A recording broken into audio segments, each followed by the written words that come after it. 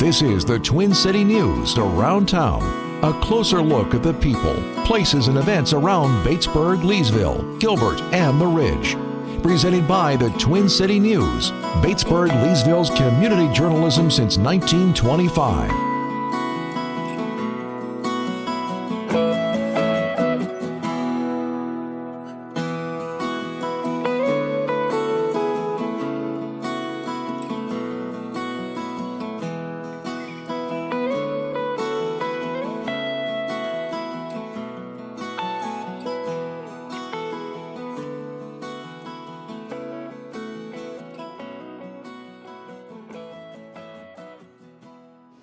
There have been many firsts that have occurred here. The first Apollo missions were launched from here, including Apollo 11. The first space shuttle mission was launched out of this control room, and the first Artemis mission will be launched out of this control room. This room originally, as you can kind of see in the image that we're showing here on the screen, was an Apollo launch control room, and so the room was dedicated and configured and built to support that configuration of a vehicle and mission. Through time, it worked. This was a launch control firing room all the way through the Apollo program. Once the Apollo program ended, then it was converted into a launch control room for the space shuttle program. Had a totally different look to it, was again configured to support the space shuttle capability. As we moved towards the end of the space shuttle program, we created firing room 4 at the other end of the building.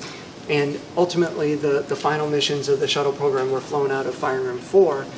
When that occurred, this room was freed up to be able to be reconfigured essentially to where you see it today.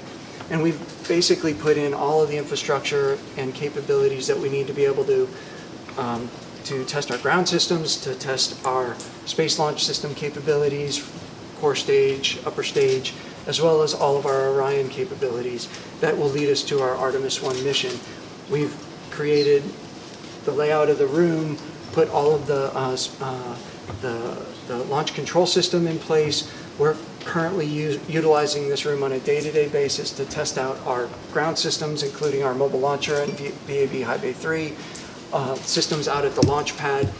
As well as to develop our software that is necessary to be able to go work on those ground systems remotely, as well as our flight hardware. As it was basically completely rebuilt from the ground up, and it was basically a big empty room as we were working through the Constellation program. Now, we did do one additional launch out of this room, the Ares 1X test flight that we did as a part of the Constellation program. We set this room up to be able to execute that launch. And once we were completed with that mission, then we basically started over because that was a very, very specific implementation. And after that, we've moved into where you see the room today. Talk to me again. This room so full of history. Is the sense of history palpable when you work in this room? So we work in this room every day. We are working to get all of our capabilities for the Artemis 1 mission in place. So whether that's our launch control system, our software capabilities that allow us to control the ground systems and the flight systems that are in this room, or it's doing remote testing against the mobile launcher that's over in Vehicle Assembly Building High Bay 3.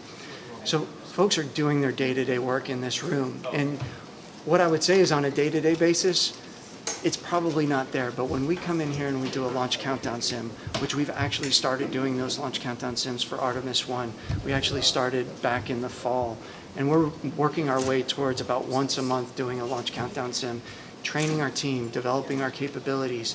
When we're doing that work, and our launch director, Charlie Blackwell Thompson, first female launch director, is sitting up here running her team. Our test directors, test conductors, system engineers are in the positions they'll be in on launch day, and they start to feel that this is real. We pump simulated data from simulators and emulators. It feels like a real day, and you can absolutely feel the history in this room on those days. Now, I know this has been completely retrofitted, but in a lot of places, particularly that have been around for 50 years, there are little anomalous things. Have you guys kept anything that's just kind of, that's this, that's that, this used to be this, and is there one of those little Easter eggs in this room that So I would say this room doesn't have too many of those because we really did take it down to the concrete floor and build it back up. But in some of the other areas in this building, the Launch Control Center, in Firing Room 2, there are absolutely, you can see signs that are clearly have been in this building since it was built.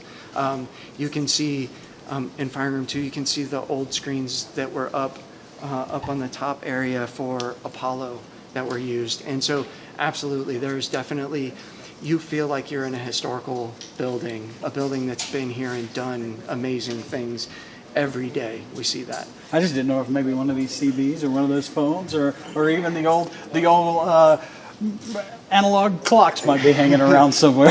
There absolutely, we have kept some of that, and as you came through the lobby, it's pretty empty. You'll see some of that history as we rebuild that lobby. Some of those things, we have kept those things. But nothing you have to, Nothing. no touchstone as you come in here and go, this is the clock No. from July 16th. No, we don't. That's a great idea. I might have to explore doing something like that. It's my idea, so I got to come in for the first one, right? Okay, so, thanks.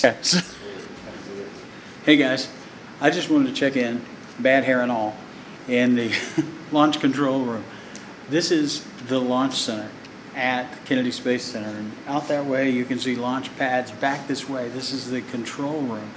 The launch center, it's completely been retrofitted, but this is the actual room that Apollo 11, the launch of Apollo 11 and the Apollo missions originated in this room. And of course it was handed over to Mission Control after it cleared the tower, but they've got it set up for the next generation of manned moon exploration. And somewhere down there has to be an Easter egg from the Apollo era. I'm not sure where. He said it was totally retrofitted, but there's got to be something in there. An old phone, there's got to be a patch of carpet, something. Kind of a touchstone to that bygone era of 50 years ago, but it's pretty impressive. I could work here. It looks like a classroom, but maybe they could just put me a small radio studio right over there. That'd be fine by me. o lançamento de muitas das conquistas do programa.